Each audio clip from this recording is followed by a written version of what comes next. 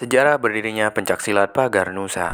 Berdirinya gerakan Pencaksilat Pagar Nusa ini pada umumnya dilatar belakangi oleh perasaan gelisah yang dirasakan oleh para ulama, terutama para pendekar pencaksilat yang kala itu tidak ada suatu wadah yang menaunginya. Para ulama dan para pendekar menyayangkan apabila aktivitas pencaksilat di lingkungan NU kala itu tidak ada wadah tersendiri untuk bersatu dalam suatu wadah. Suatu ketika pendekar asal Surabaya, Jawa Timur yakni Kiai Haji Suharbillah sowan kepada Kiai Haji Ahmad Mustafa Bisri untuk meminta pendapat dan fatwa akan hal tersebut. Lalu Kiai Haji Ahmad Mustafa Bisri memberi saran kepada Kiai Haji Suharbillah untuk mendatangi dan menghadap kepada Gus Maksum Lirboyo. Tepat pada tanggal 27 September 1985, para ulama dan para pendekar pencaksilat melakukan musyawarah di pesantren Tebu Ireng, Jombang, dan beragenda untuk mendirikan sebuah organisasi yang berafiliasi kepada Jam'iyah Nahdlatul Ulama dengan tujuan khusus untuk mewadahi dan mengembangkan kemampuan di bidang pencaksilat. 1 tahun setelah itu, yakni pada tanggal 3 Januari 1986, para ulama dan para pendekar di kalangan NU tadi menyelenggarakan pertemuan dan musyawarah di Pondok Pesantren Lirboyo. Dan di pertemuan inilah disepakati pembentukan organisasi pencaksilat di bawah naungan NU dengan nama Pagar Nusa.